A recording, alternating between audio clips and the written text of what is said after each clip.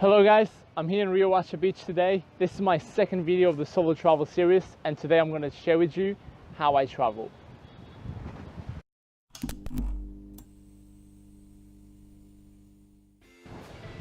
I want to share with you how do I get from place to place, where do I sleep, how do I choose my next destination, and also what do I usually carry on my backpack. This is a very important thing. So basically, I'm going to talk about stuff that can help you on your next trips. I'm also going to share some thoughts on couch surfing, volunteering website opportunities, and hitchhiking. Don't worry if any of these words doesn't ring a bell. I'm going to explain them later for you. ¿Ah? Sí, claro.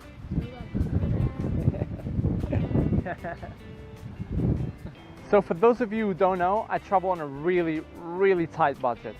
I left London more than a year ago, and all the money I had saved at the time, it's long gone. So now I have to find ways to keep generating money while on the road. So because of this, I have to adapt my lifestyle. I can't just go out and have dinner all the time. I can't take expensive buses. I can't not take a 20-hour bus because it's quicker to fly. All of these things cost a lot of money. And also, I had to choose very carefully which activities I'm going to pay for. So if I want to do an expensive tour, or if I want to go scuba diving or bungee jumping, I have to choose them very carefully not to ruin my budget. This may sound very limiting for you, but the truth is, when you don't have a time restriction, like me, I don't have a time to go back home, I haven't bought a flight back, you kind of end up being able to see everything you want, even though you don't have the money. So there's always ways to go around this. You can, if you want to stay in a fancy hostel with a bar and a swimming pool and a view over the beach, you can simply just go there, ask if they're looking for volunteers. They usually take volunteers for minimum 2 weeks, and there you go. You can spend 2 weeks in a really cool hostel meeting other people and not spending a single penny. Let's say you want to do an expensive tour, going whatever, Machu Picchu, going here in Colombia, going to Punta Gallinas, which is really expensive. What you can do is either talk to hostels, they usually sell tours, or you can go straight to an agency, a travel agency, and just speak to them. Listen, I'm going to set up a group of 5-6 people, and they're all going to buy the tour from you, and in exchange that I would ask you if I could go for free. So this happens very often, or you can even sell tours and get commission from tour agencies. So there's always ways to go around the challenges that come with traveling on a really small budget. Okay, let's jump onto here, get my backpack, and see what I usually carry with me. This, my backpack. Let's just take this off. Yep. And open this. I need to organize this before I show you. Blanket, comfortable clothes, jeans, shorts, 6 t-shirts, jackets, shoes, camping gear, personal stuff, underwear, laptop, my tent, and the sleeping bag. And there you go. This is what my backpack looks like when it's fully packed. Everything's inside. Obviously I cannot fit my tent and the sleeping bag inside, so I just put them hanging outside. It's pretty light. I weighed it last time in Ecuador, and it was about 13-14 kilos. Obviously I have a lot of gadgets, my computer, my camera, my equipment for the GoPro and stuff, so it kind of adds up a little bit of weight, but apart from that, pretty decent to like walk when I'm hitchhiking with it for a long period. I also have a backpack which I usually use to carry my stuff during the day, so you don't have to carry your massive backpack everywhere you go. So it's pretty useful, and basically I just fit stuff inside and I put it back with my backpack inside of it when I'm traveling from one city to another. So it is pretty important that your backpack is not too heavy. You're gonna have to carry it at all times, from the hostel to the bus terminal to the airport, or maybe just walking around looking for a place to stay, walking around wasting time until your bus leaves or your flight leaves. So make sure you don't have unnecessary stuff on your backpack. Be careful when packing. One of the things you're gonna realize with the time is that a lot of things that you packed are just adding up weight to your bag and you don't really need them. This is a very common mistake. I did exactly the same. I packed too many clothes that I really didn't use them during the time. I also made a really major mistake, which was not checking properly where I was going to, which places I was going to visit. So I ended up not packing any warm clothes, and the first 4 months of my trip were in the mountains at 3,000, 4,000 meters high, and the only thing I had was a blanket that I got from the airplane coming from Portugal to South America. So please be aware of that. In your case, if you're traveling for 2 weeks, 3 weeks, a month, I would personally say that 2-3 pairs of jeans and shorts is more than enough. 4 or 5 t-shirts, so you can have a new t-shirt every day. You're gonna end up buying stuff here that you can wear as well as a souvenir. Underwear as much as you want. I would say maximum 2 pairs of shoes. This is something that people usually bring a lot and they end up not using them, and it weighs a lot in your bag, so be aware of that. So how do I travel? For the past 12 months, if you've seen my videos, you probably know by now that I hitchhike pretty much everywhere. And for those of you who don't know what hitchhiking is basically going outside of the city to the highway and just raising your thumb, waiting for someone to pick you up and take you either to the next town or to wherever you want to go to. So usually I decide where I want to hitchhike or take a bus based on the relation between distance and price. Lately, my first option has been hitchhiking, not because of price, but because I really enjoy hitchhiking. You connect with people on a very personal level. Sometimes you speak to them for an hour, 2 hours, 3 hours, and you have the chance to tell your story to them. They have the chance to tell their story to you. They have the chance to share with you their views of their country, share with you little secret spots that they like, and they tell you that you should visit. And this is the kind of knowledge that you cannot get by sitting on a bus and reading a book of guidebook of Colombia, guidebook of Peru, or a guidebook of wherever you're traveling to. And it will happen that they will invite you for lunch or for dinner, they will invite you to stay at their place, they will invite you to meet their relatives.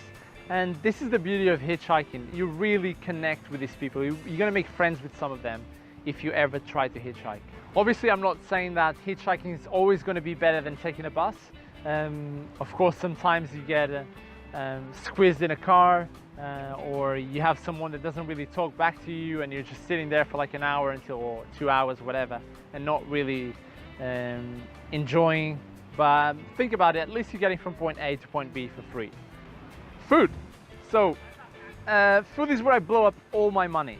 I'm constantly craving food. I'm the monster of everything. Cookies, peanuts, meat, pasta, whatever, except vegetables.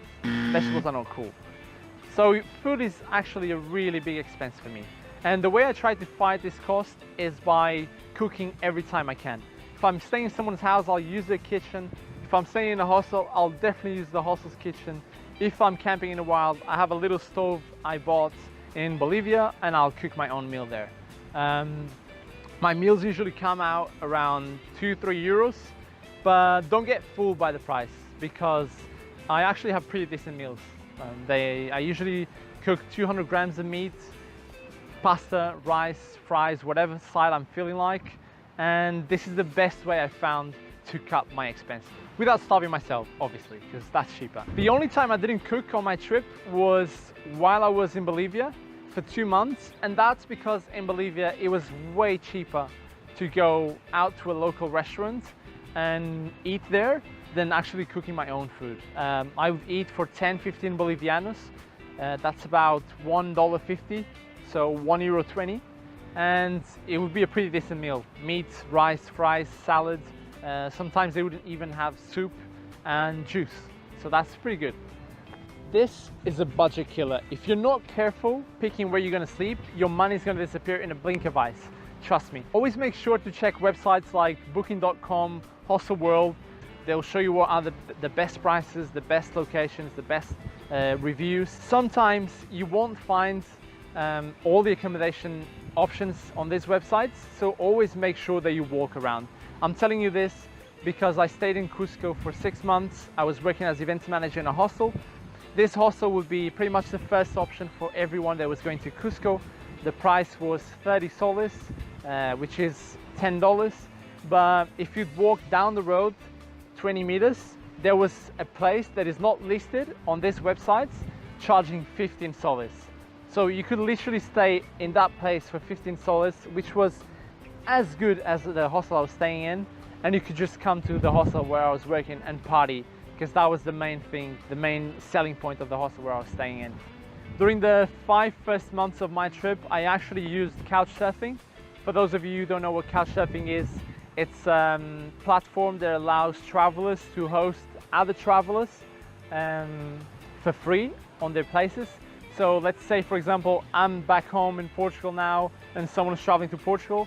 They can send me a message and request to stay in my place for free, and I can decide whether I want to let them stay in my place or not. Obviously, for some people, this might be a bit weird, like why would you host a random person in your house? But well, that's up for debate, to be honest. In my opinion, it's an opportunity for cultural exchange, to get to know an interesting person, to kind of travel while I'm still in my country. So I can get to know other places through these people stories. So it's, in my opinion, it's a win-win situation for both. You save money in accommodation, and this person will get to know someone interesting with interesting stories and interesting lifestyles, and maybe get inspired to do the same thing. Who knows?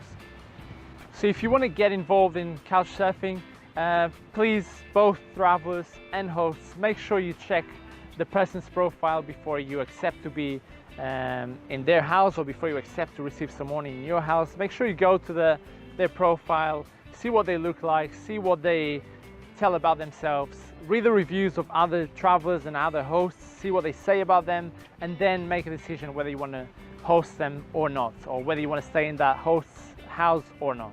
And it's pretty good to save money, it's pretty good to know new people, but it's also pretty good to be safe all the time. Look at this palm tree. It's so weird. That'll actually be a really cool spot to end up this video. Let's see if I can do something.